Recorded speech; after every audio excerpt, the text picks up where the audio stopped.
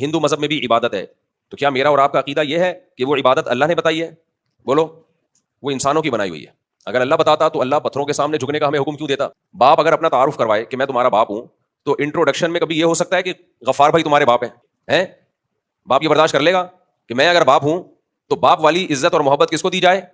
غفار بھائی کو، وسیم بھائی کو، سبکتگین صاحب کو۔ باپ یہ برداشت کر لے گا؟ بولتے کیوں نہیں؟ تو یہ اس کی علامت ہوگی کہ آپ تو باپ ہی نہیں ہو۔ تو سب سے زیادہ غیرت تو خدا میں ہے میرے بھائی، وہ کیسے برداشت کر سکتا ہے کہ اپنا تعارف کروائے کہ معبود تو میں ہوں، عبادت کے لائق تو میں ہوں، کائنات کو بنایا تو میں نے، یہ گلشن سجایا میں نے، لیکن کوئی بات نہیں، اگر کسی عبادت گاہ میں جا کے کسی بتوں کے سامنے، بت کے سامنے جھک جاؤ تو بھی ٹھیک ہے، مجھے کوئی اعتراض نہیں ہے، اور فلاں کے سامنے جھک جاؤ، سورج کے سامنے جھک جاؤ، آگ کے سامنے ایسے کھڑے ہو جاؤ، اس کی عبادت کرو تو مجھے کوئی اعتراض نہیں ہے۔ تو بھائی یا تو یہ کہنے والا خدا نہیں ہے، یا معاذ اللہ نقل کفر غیرت لیس خدا ہے، اور خدا غیرت لیس ہو سکتا ہے کیا؟ نہیں، غیرت کو پیدا کرنے والا اللہ ہے بھائی، وہ کیسے؟ یہ تو اس پر بہت بڑا سوال ہوگا کہ اے اللہ خالق تو ہے، تو تو ہمیں مخلوق کے سامنے کیوں جھکا رہے؟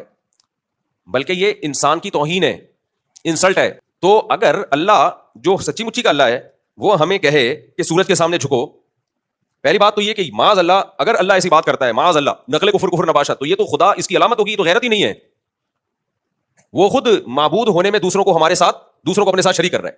وہی شوہر والی مثال اور باپ والی مثال سامنے رکھ لیں آپ، وہ تو خود یہ تو غیرت کے خلاف ہے۔